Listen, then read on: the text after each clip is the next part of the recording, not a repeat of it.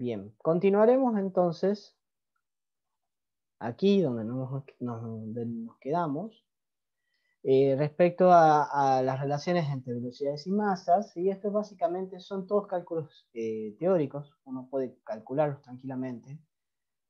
A lo que nosotros relevancia, nos da relevancia, es el tema de la justificación técnica, la mecánica del accidente, cómo relatar la mecánica del accidente y las velocidades antes del impacto, ¿sí? Entonces, si nosotros asociamos en un cuadro la relación entre condiciones iniciales y posteriores, vemos que antes del choque, respecto a la masa y después del choque, podemos asociar el coeficiente de restitución, aquí como vemos abajo, con, aquí tenemos lo que habíamos visto con las masas, la relación entre las masas y las velocidades de un vehículo antes y después, y las relaciones de la masa del segundo vehículo antes y después, ¿sí? Bien. Es simplemente un cuadro demostrativo de cómo nosotros podemos organizarnos respecto a las variables de lo que habíamos visto de las anteriores ecuaciones, ¿sí? Ahora pasamos a un punto bien importante que ya vamos a empezar a ver los cálculos respecto a las cantidades de movimientos y la mecánica de la colisión, ¿sí? Respecto, aquí tengo más, ahí está. Respecto al primero, Florencia Rojas me hizo una línea roja ahí. Perdón, se me cayó el teléfono. Bueno, está bien, está bien. A todos alguna vez se nos cayó el teléfono. Perdón. Bueno, acá tenemos la proyección y deslizamiento. Acá solamente estamos hablando cuando no existe un vehículo 2, solamente tenemos el vehículo 1. Y quiero que veamos entonces cómo se formula la ecuación. Antes del impacto. Observen ustedes que las masas están sumadas. ¿Por qué? A ver, ¿por qué las masas antes del lugar, momento, impacto están sumadas? ¿Quién me puede responder?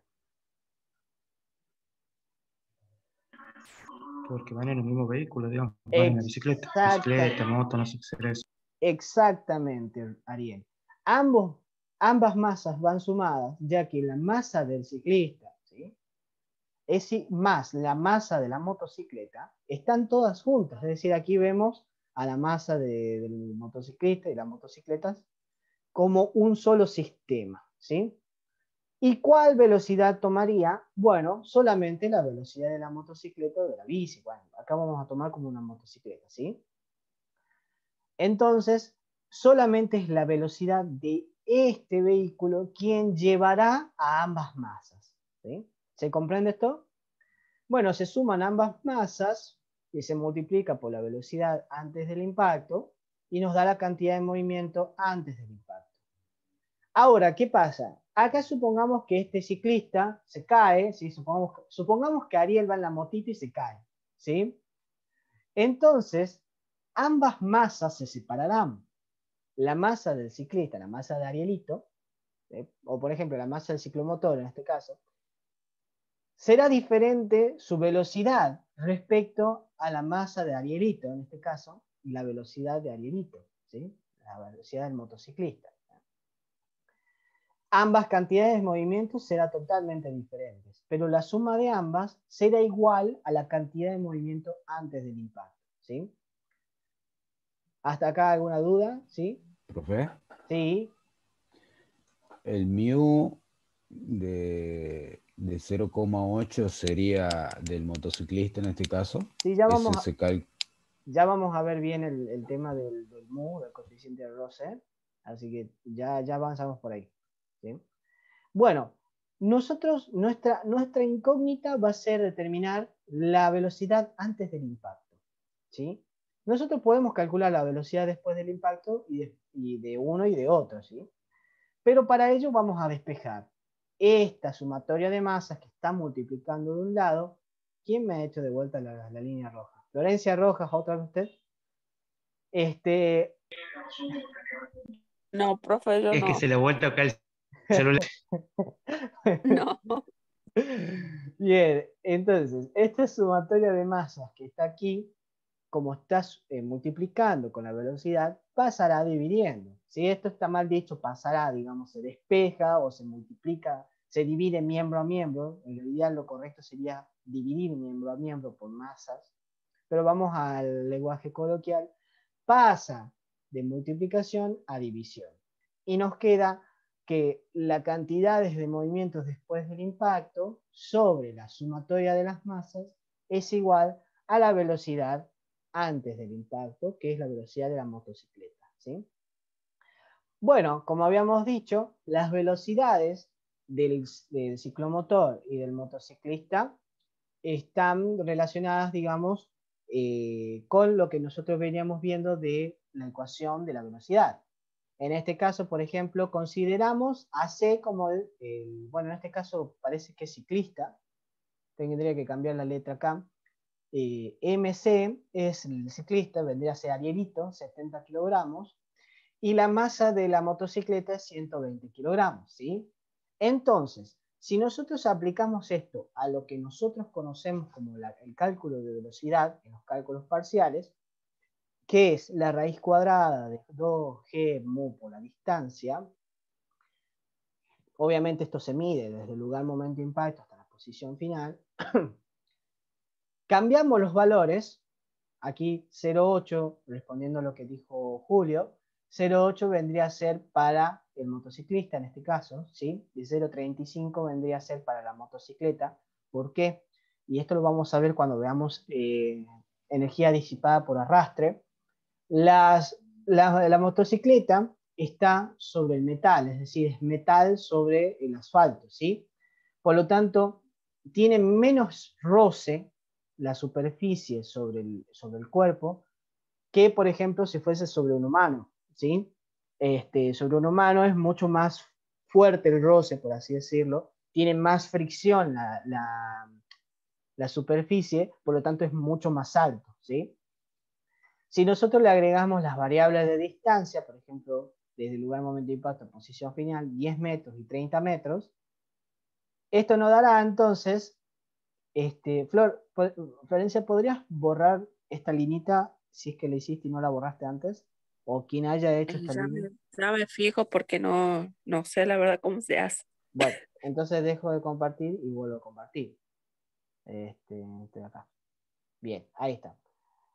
Entonces, si nosotros modificamos, esta es la velocidad después del impacto, ¿sí? La velocidad después del impacto tanto de Arielito y de la motocicleta, cambiamos estos valores en la ecuación aquí y nos da, bueno, la masa de Ariel por la velocidad de Ariel después del impacto más la masa del vehículo, en este caso de la motocicleta de Ariel, por la velocidad de la motocicleta de Ariel después del impacto sobre las sumas de las dos masas, del motociclista y de la motocicleta, que sería, bueno, 70 más 120, 190 kilogramos.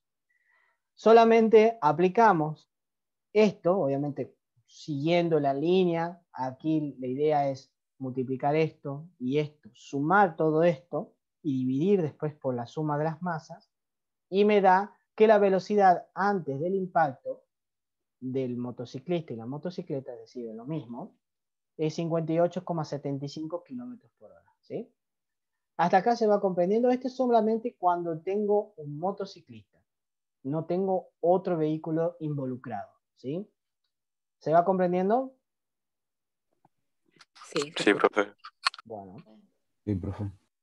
Vamos con otro ejemplo. Esto llamamos nosotros proyección y deslizamiento, ¿sí?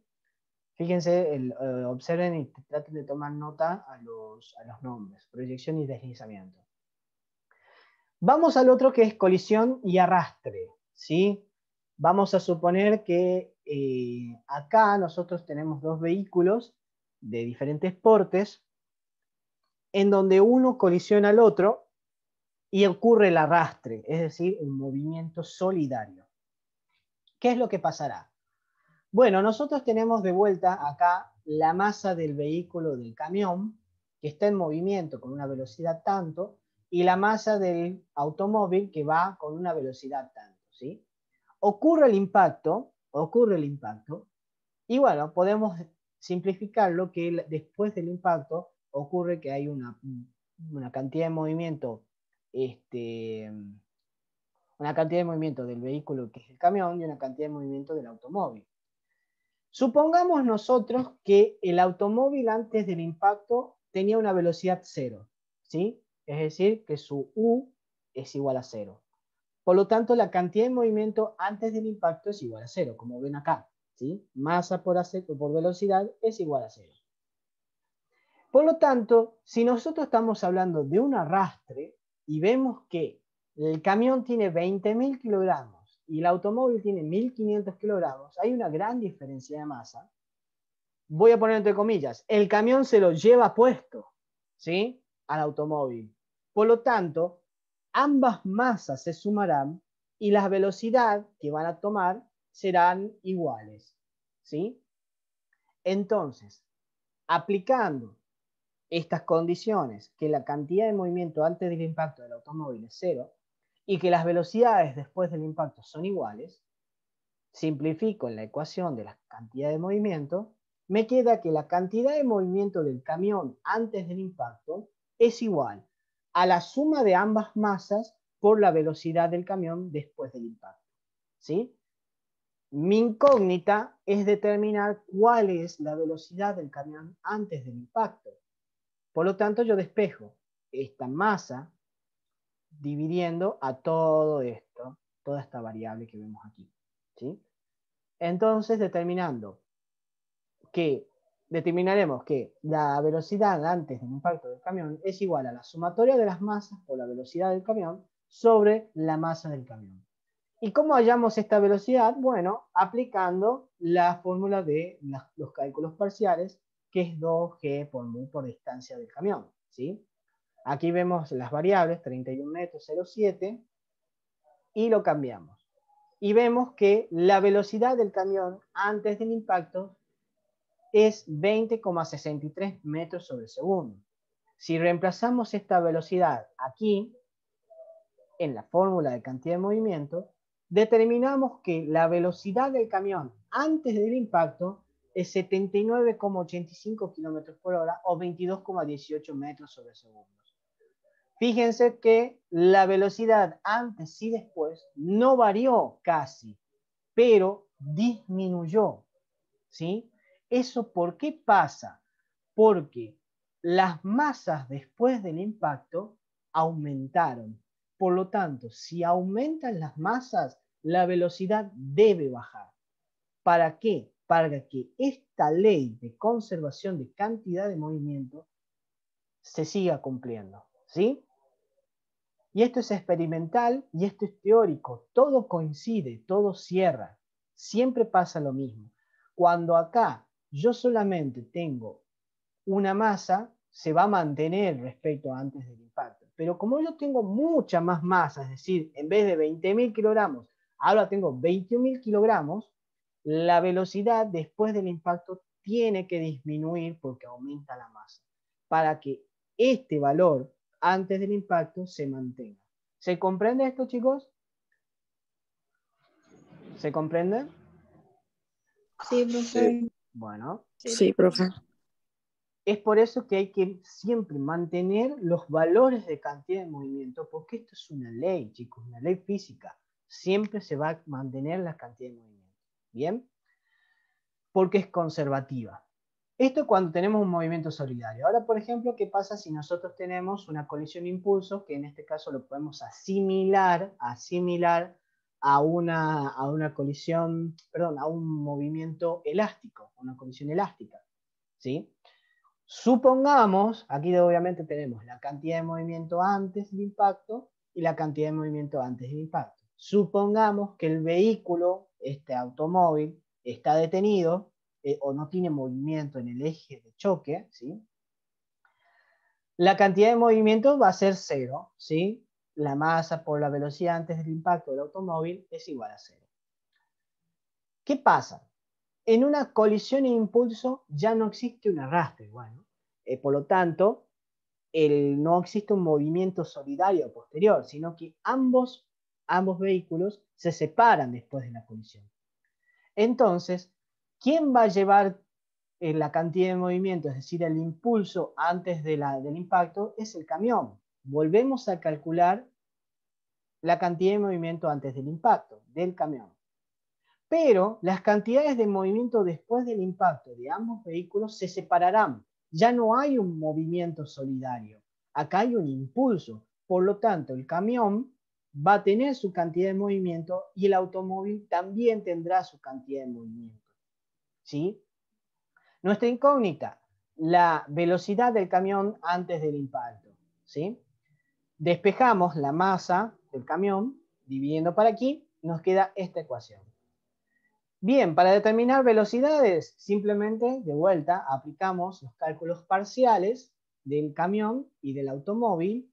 Supongamos que se desplazan el camión a 31 metros y el automóvil a 35 metros, tienen el mismo coeficiente de roce, y nos da que, fíjense ustedes, que el automóvil de cero, de velocidad cero, pasó a tener 21,92 metros sobre segundo. Es muchísima la diferencia. Es muchísima. Fíjense ustedes, a ver, intenten, a ver cuánto sería 22 metros sobre segundo por 3,6. ¿Quién tiene una calculadora? ¿Quién lo puede hacer?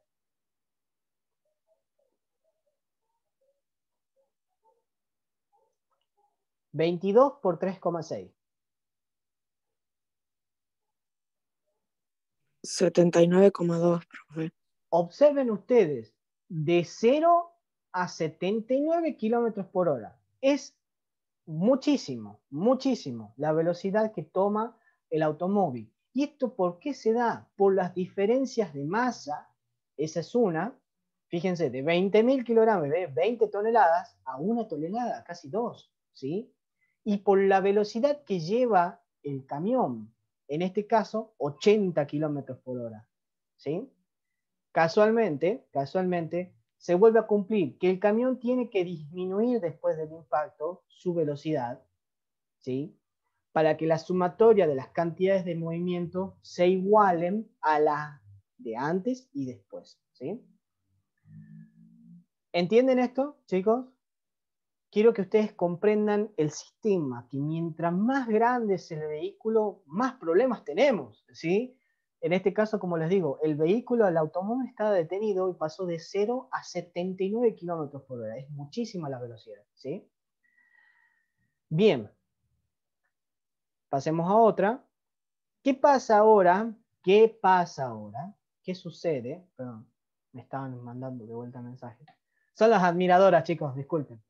¿Qué pasa ahora si yo tengo dos variables o dos más variables? ¿Sí? En este caso, si yo debo determinar la velocidad antes del impacto, tanto del vehículo embistente como del embestido. Bueno, yo puedo trabajar aquí con proyección, deslizamiento y frenado, ¿sí? Que es otro tipo de cantidad de movimiento. Y vamos a asociar, por ejemplo, acá un automóvil y una motocicleta. De vuelta lo traemos a Ariel. No, vamos a traerlo.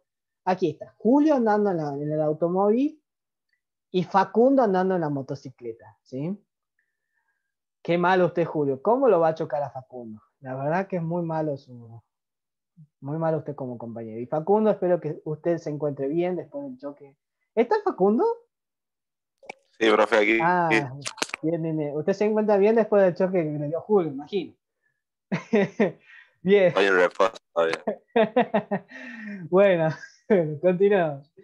Entonces, vamos a asociarlo entonces con la cantidad de movimiento. Vamos primero por el automóvil, ¿sí? Antes del impacto, el automóvil traerá una cantidad de movimiento. Ambos vehículos están en movimiento, ¿sí? Por lo tanto, ambos vehículos traerán velocidad. El automóvil tiene una cantidad de movimiento, lo definimos como masa por la velocidad antes del impacto del automóvil, ¿sí? Lo que vemos acá, masa A por UA, ¿sí? Y la motocicleta en donde va Facundito es la masa de Facundito más la masa de la motocicleta de Facundito por la velocidad de la motocicleta de Facundito, ¿sí? Observen ustedes, se vuelve a cumplir la suma de ambas masas por la velocidad de la motocicleta, ¿sí? Bueno, cuando ocurre el choque, Julio lo choca a Facundo, Aquí vemos el lugar, momento de impacto. Julio, el automóvil de Julio, tendrá su cantidad de movimiento, masa A por BA, ¿sí? Pero debemos sumar la masa de Facundo por la velocidad de Facundo, que se separa Facundo de su motocicleta, más la masa de la motocicleta por la velocidad de la motocicleta, ¿sí? Es decir, aquí ya tenemos dos cuerpos separados, que es Facundo y la motocicleta de Facundo y el automóvil de Julio, ¿sí? Son tres variables. Pero, ¿cómo nosotros mediremos esto? ¿Y cómo mediremos esto? Primero vamos a resolver respecto a las velocidades después del impacto.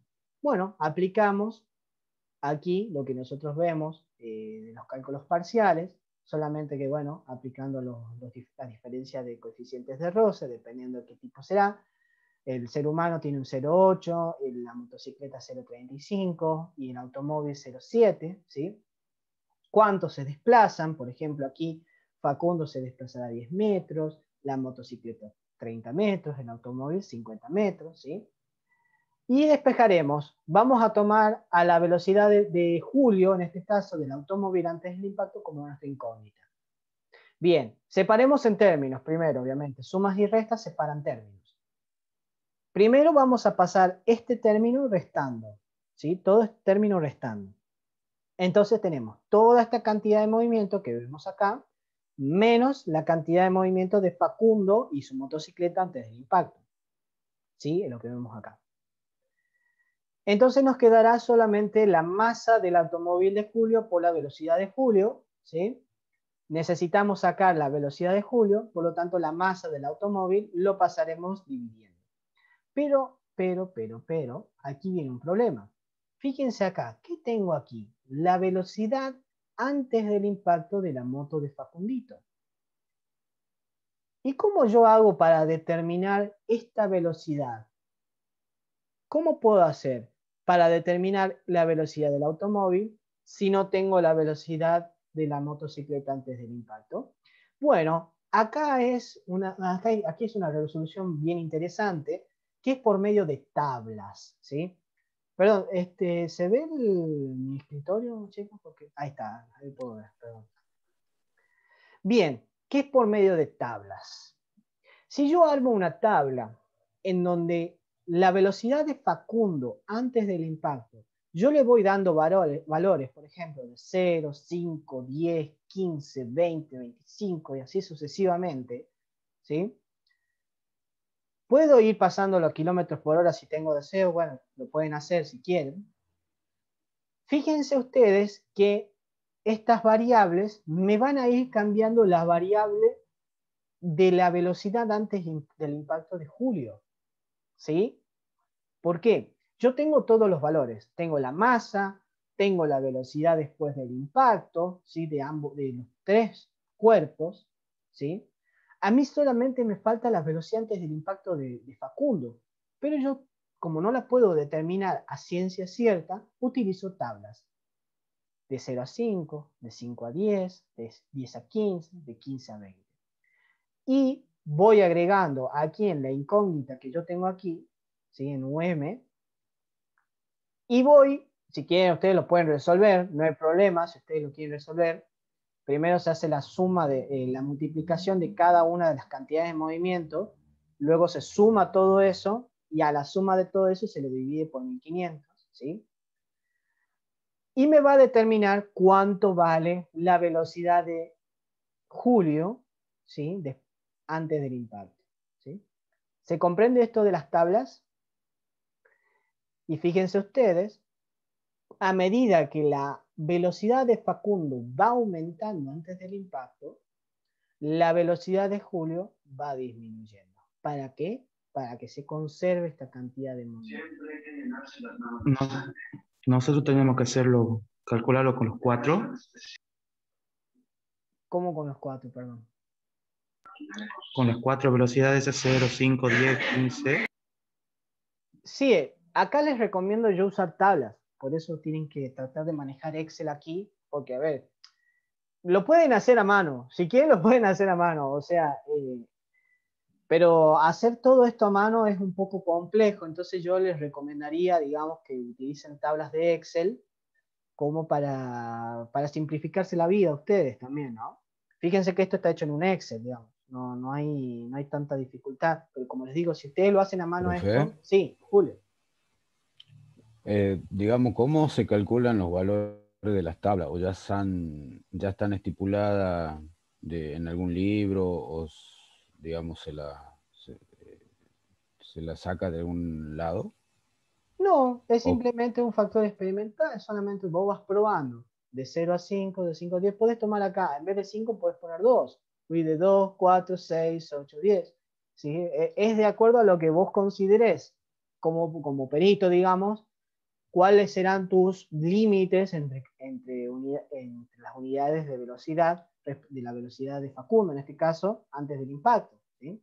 Pero quiero que ustedes vean, digamos, que yo tomo de valores de 5, de 0, 5, 10, 15, 20, y cómo varía la velocidad tuya, tuya antes del impacto, respecto a la velocidad de Facundo. ¿Sí?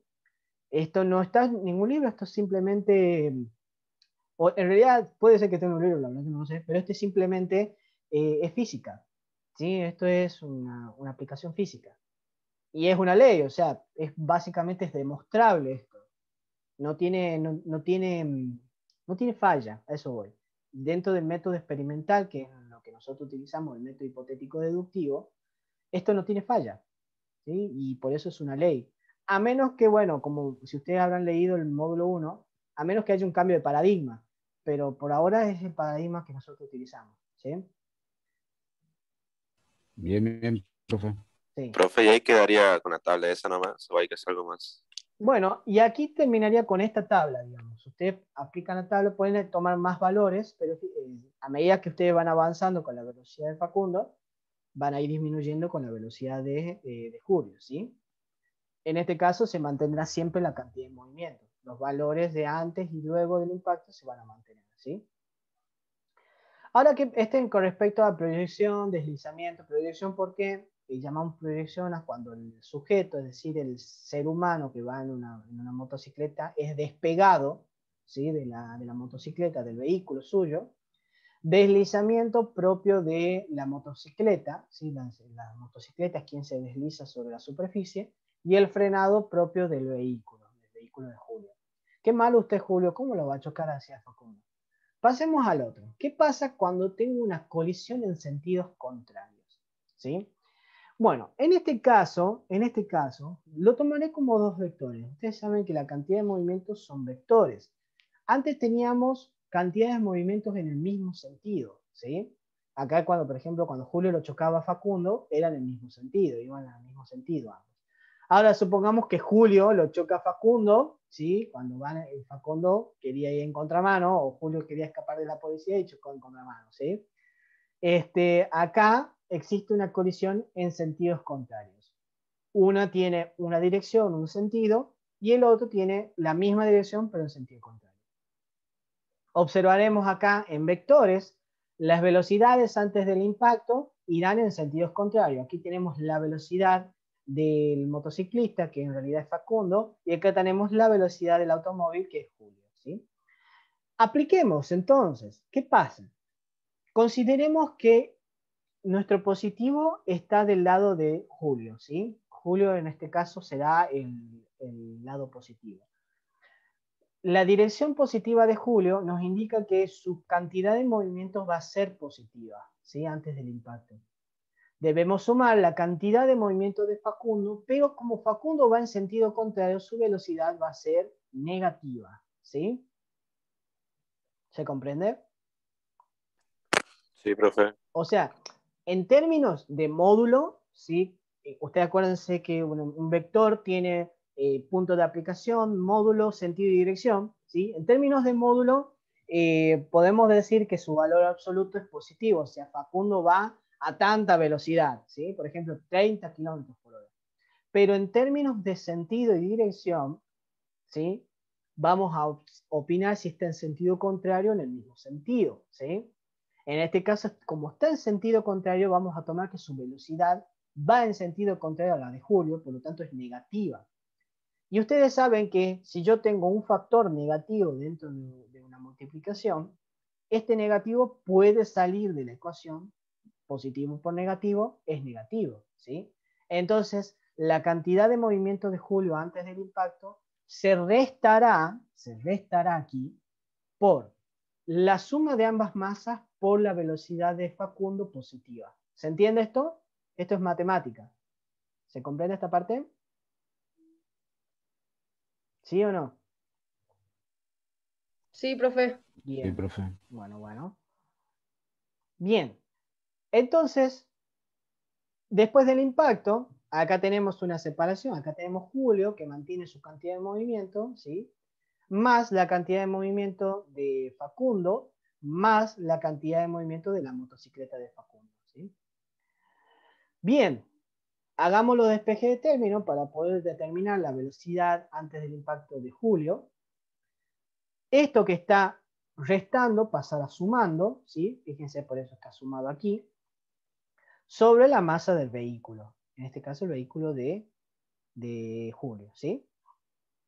Entonces, las velocidades después del impacto las puedo calcular con los cálculos parciales, ¿sí? 0,8, 0,35, 0,7, las variables de mu, 10 metros, 30 metros y 50 metros para el motociclista, para la motocicleta y para el automóvil. Y obtenemos lo siguiente. Lo mismo trabajaremos con tablas también, porque tenemos la velocidad antes del impacto de la motocicleta. Estos valores de velocidad después del impacto los voy a cambiar aquí, ¿sí? Y voy a empezar a hallar. ¿Por qué aquí la velocidad es negativa? Bueno, lo habíamos explicado porque está en sentido contrario, ¿sí? Yo aplico esto en la tabla y me dará los valores de la velocidad de Julio, ¿sí? En 27, 28, 29, 29 y 30, ¿sí? Observen que a medida, en este caso, como van en sentidos contrarios, en este caso, en sentidos contrarios me implica un negativo, los valores, a medida que van disminuyendo, porque ustedes saben, cuando va de 0 para abajo disminuye, los valores del automóvil antes del impacto van aumentando, ¿sí?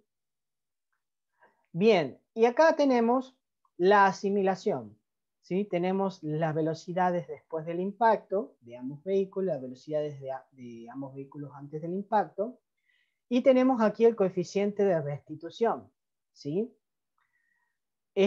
A medida que va disminuyendo la velocidad va aumentando la velocidad del automóvil, ¿sí?